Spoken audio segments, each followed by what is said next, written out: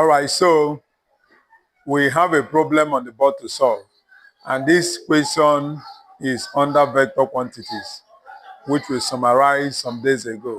Okay, so we have a problem here to solve. A problem under vector, especially ones like this, are usually a bit long. So just be patient and do and watch to the end. Okay, it's usually a very interesting question. So we are going to see how to tackle this kind of problem. The question on the board says, in the diagram below, find the resultant and direction. So we should find the resultant and direction in this diagram below. Here, we have two forces, 4 Newton and 5 Newton, acting at this point. Okay, so they're asking us to find the resultant of these two forces. So, and I told you that for you to be able to do that, you have to follow parallelogram law of vector addition. And the law says, if two vectors represent the two adjacent sides of a parallelogram, the diagonal drawn from their common point of intersection represents the two vectors, both in magnitude and what? Direction. Represent the resultant of the two vectors, both in magnitude and direction. Okay? So once we have this kind of question, to find the resultant, the first thing we are going to do is to draw the diagonal. And that is going to come from their common point of intersection following parallelogram law. So you having done that, then we complete the diagram so that we can have a parallelogram. Okay, so here we have R. This is the resultant. Remember, if here is 5 Newton, here is also 5 Newton. And if this point is 4 Newton, this as well is 4 Newton. All right, so simple. We bring our cosine rule, which says that R squared is equal to F1 squared plus F2 squared plus 2F1 F2 cos theta. So theta is the angle between the two vectors. All right, so we move from there. R squared therefore becomes our 4 square plus 5 square plus 2 times 4 times 5 cos 60, the angle between the vectors. All right, so that we are going to have R squared is going to be 4 square is 16 plus 5 square 25 plus 2 times 4 is 8. 8 times 5 is 40. Multiply cos 60 is going to give us 0.5. Okay, I know that. So, but we have our calculator. We are supposed to make use of our calculator because of the angles involved. All right, so I'll just continue so that we have R squared becomes 16 plus 25 is going to give us 41. 41 plus 0.5 is like half. So half divided by 40 times 0.5 or 40 times 1 over 2 is just like saying 40 divided 2. So that is going to give us 20. So that we have R squared is equal to 41 plus 20 is going to give us 61.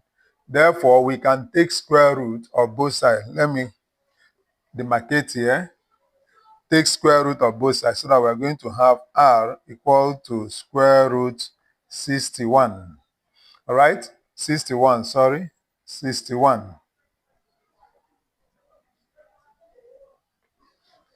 If we take square root of 61, if you do that with your calculator, square root of 61 is going to give us 7.8, and the unit is Newton. So the unit of the vectors will be also the unit of the resultant. So our resultant here is equal to 7.8 Newton. 7.8 Newton is our resultant.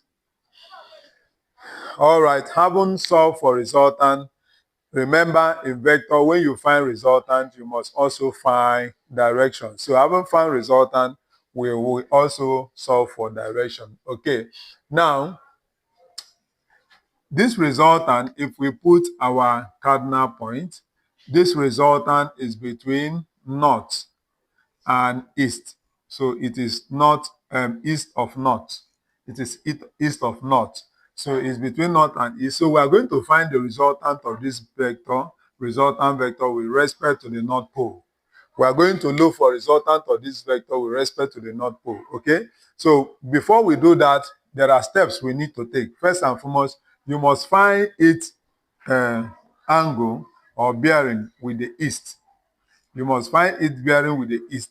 And the angle between it and east is this. That is from this point to this point. We can call that angle alpha. All right? Then, when we get it, knowing that from north to east is 90 degrees, when you get that angle, you can now subtract it from 90 degrees to get the angle between the north and the resultant. That is the angle from this point to this point. You get it by minusing alpha from 90 to get this angle from here. We can call that angle beta. All right. So having done that, we cannot continue unless we have also established the angle here, the angle inside of this place. Okay?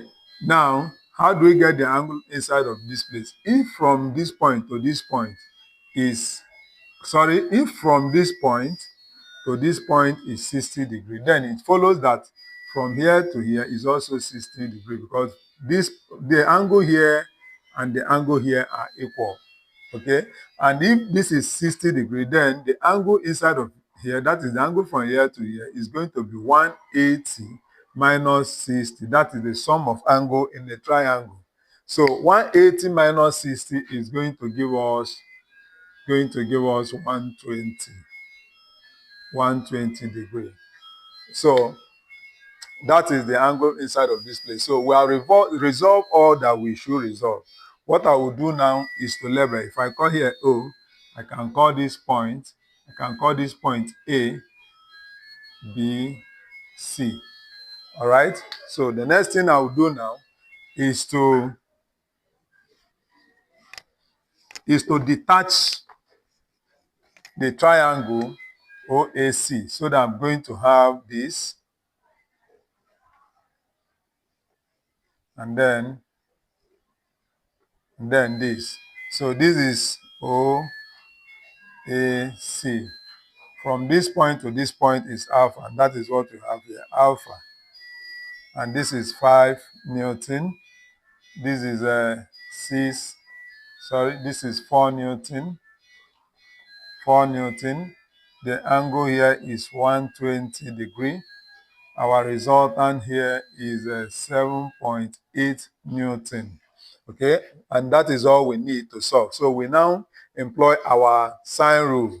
Sine rule says the sine of the angle over its opposite, so that we are going to have sine 120 over its opposite side, which is 7.8, is equal to, we use one known and one unknown, is equal to sine alpha over its opposite, which is 4 Newton.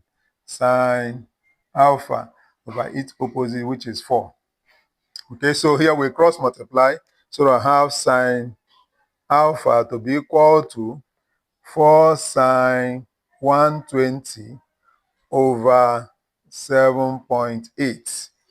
4 sine 120 over 7.8. Okay, so we now punch our calculator. Let's make use of our calculator. If we say 4 sine 120 is going to give us 3.464.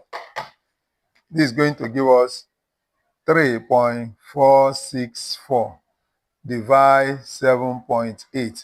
So 3.464 divide 7.8, 3.464 divide 7.8 is going to give us 0.4441. 0.4441 is going to give us sine alpha is equal to 0.4441. So we divide both side by side so that we can take sine inverse. We are going to have alpha equal to sine inverse of 0.4441. Okay, so that is going to give us second function sine 0.4441 That is going to give us 26.36, 26.366. 26.366.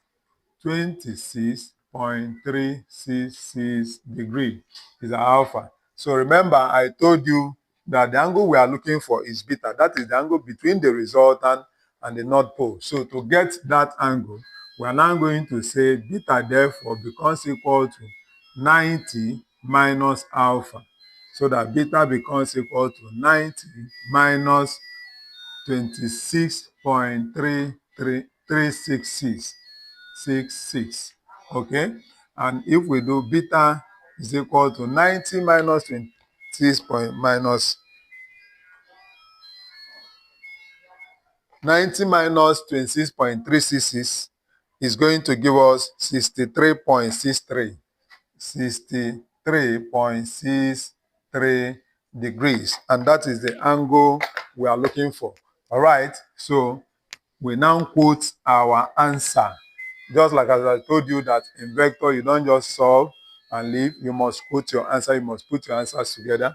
The resultant and the direction, they must go together. So therefore, answer becomes resultant 7.8 Newton, comma, the resultant is between north and east. So we are going to have north 63.63 degree east as our final answer. So that is it. Thank you so much.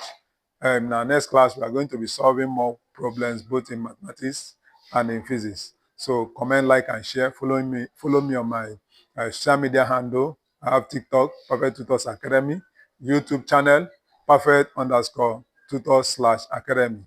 Thank you.